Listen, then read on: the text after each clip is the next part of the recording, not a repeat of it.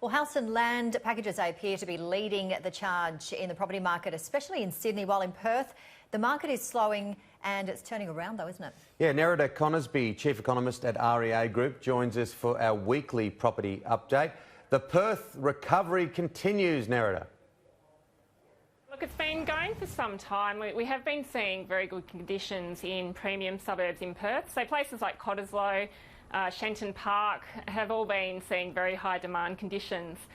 One of the things we have seen though is that the rest of the market has been struggling. So at a headline level it does look quite negative, but rental demand is up, premium suburbs are up, we are on track for recovery.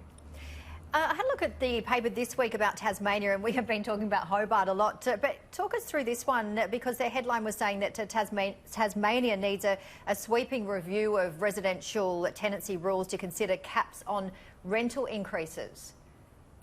Yeah, look, rental caps are bad news. We know that when they are introduced, they don't have the desired effect. I mean, the idea being is that you don't allow rental increases, but what it does do, it does discourage investment in housing. If you're an investor and you're in a market where rental caps are in place, it does put people off investing. The other problem, which is really apparent for Hobart, is that we just have a housing supply problem. There's just not enough housing. So rental caps also put a stop, or not a stop, but really slow down significantly the amount of housing that will be developed.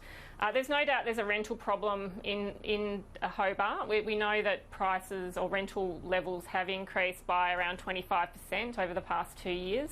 So we are getting to a situation which is problematic, not just for renters, but even for the homeless situation. Every time you increase rental levels by about 10%, you do see quite a significant jump in homelessness. So big problems for Hobart, but really the only way forward is just to make sure there's enough housing for everyone.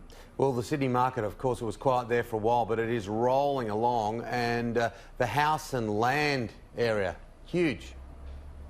Yeah, look, it is huge. We've been having a look at email inquiries for new developments across Australia, and we're still seeing quite a lot of problems in the unit market. We're not really seeing very, very high levels of demand, particularly in high development areas, but house and land in Sydney is really leading the way. We've seen this massive jump in inquiry. It's coming from first home buyers. We know first home buyers are really geared up with the 5% deposit scheme.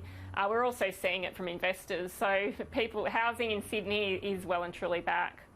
Nerida, where do we have the biggest problems with listings? Yeah, so we've been talking a lot about there not being many properties on the market at the moment, and it is definitely a seller's market. There's tons and tons of buyers. We've seen this acceleration of search on realestate.com.au, but we're not seeing the subsequent increase in listing volumes. The areas at the moment which continue to see the biggest gaps between listings and search are primarily premium suburbs, so Albert Park, Hawthorn in Melbourne. If you go to somewhere like Perth, I've just been in Perth, so Shenton Park, Subiaco. Going to Sydney, it's Newtown's actually topping the list at the moment. So they're the areas that are seeing the strongest pricing growth as well. The inner west is actually leading the charge in terms of price growth. Inner west of Sydney is leading the price growth at the moment. So it is very much a premium market story, but it is starting to flow through to other markets too. So at the moment, Baulkham Hills, for example, is seeing quite a shortage of housing on the market. And look, they're very different markets, aren't they, when you talk residential to commercial? And let's talk about the commercial and those distressed listings. Yeah, so we regularly track distressed listings on Real Commercial, our commercial site. And what's been apparent is that distressed listings are very low. You know, we're not seeing anywhere near the challenges I think that people expected at the start of last year. So the market is powering along. We've got very strong tenant demand for commercial. We have seen a bit of a pick-up on distressed listings for development sites in Melbourne and Brisbane. So that's a little bit concerning. It's probably related to the fact that a lot of people paid very, very high prices for development sites, and still development, although it is starting to see a bit of a recovery, we're certainly not seeing the level of apartment demand that we saw 2 or 3 years ago. So that's a bit of a concern, a little bit of a concern around shopping centres as well and retail strips, because we're not spending as much as we used to, and we're spending more online, and it is making it quite challenging for a lot of owners. Yeah, we're seeing a lot of empty shop fronts, aren't we? And you said it's a seller's market. How are the auctions looking over the weekend? Yeah, they're looking good. I mean, they're about on par in terms of numbers compared to last year. So that's certainly good news. We're not seeing, you know, the big gap that we saw at the end of last year. The property that's seeing the most views is actually one in Newtown. It's a property. It's a dilapidated property that does need a lot of work. I don't think you could knock it down. It's an attached terrace.